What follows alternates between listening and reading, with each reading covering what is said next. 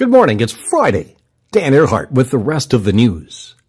In the Bay Area community of Los Altos, a dog chased a cat up a tree Tuesday about 7:30 in the morning, just as the homeowner was looking out the window to the backyard while having a cup of coffee.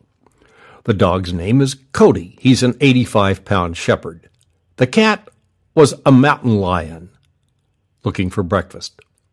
In Green Bay, Wisconsin, Amy Jung and her son Ethan went to the Humane Society week before last. They wanted to adopt a cat.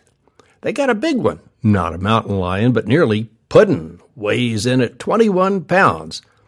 Maybe Puddin's a cat with some issues. Puddin had been in and out of the shelter several times since 2003. So they took Puddin home, but later that night, Amy had a diabetic seizure, and she was unable to call Ethan for help. Puddin to the rescue. Jumped on Ethan in bed, woke him up, and then he called paramedics.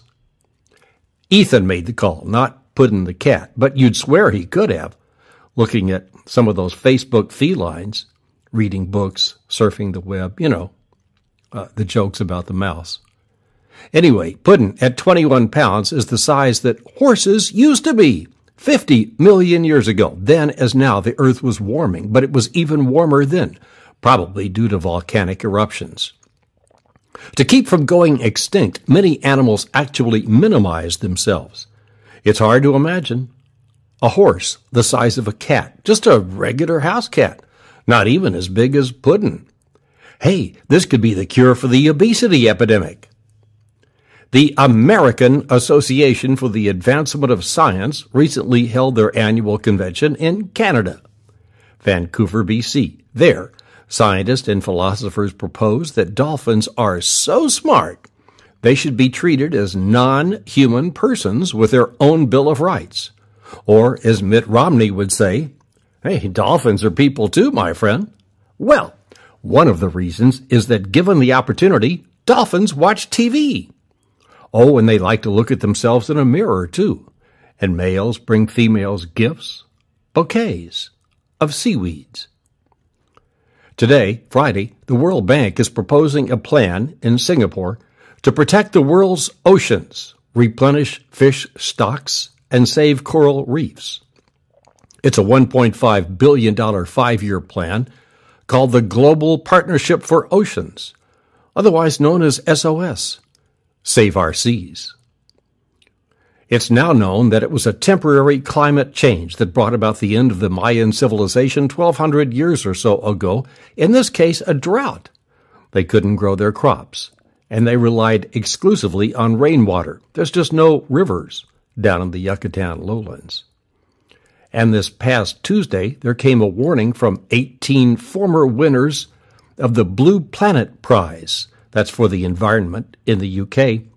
Civilization today is facing an almost perfect storm of social problems driven by overpopulation, overconsumption, and environmentally malign technologies.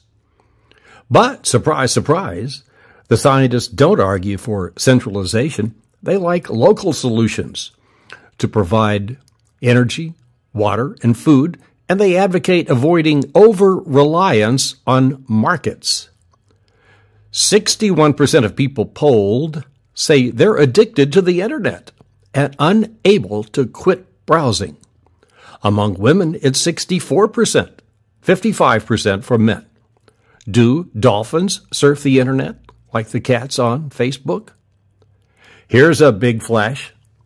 The iPad 3, expected out next month, will look a lot like the iPad 2, which closely resembles the iPad 1.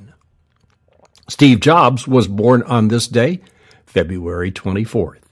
And so was George Thorogood of I Drink Alone fame, also Paula Zahn, Michelle Schacht, and my mother. So have a great day and weekend. Until next week, Dan Earhart, the rest of the news.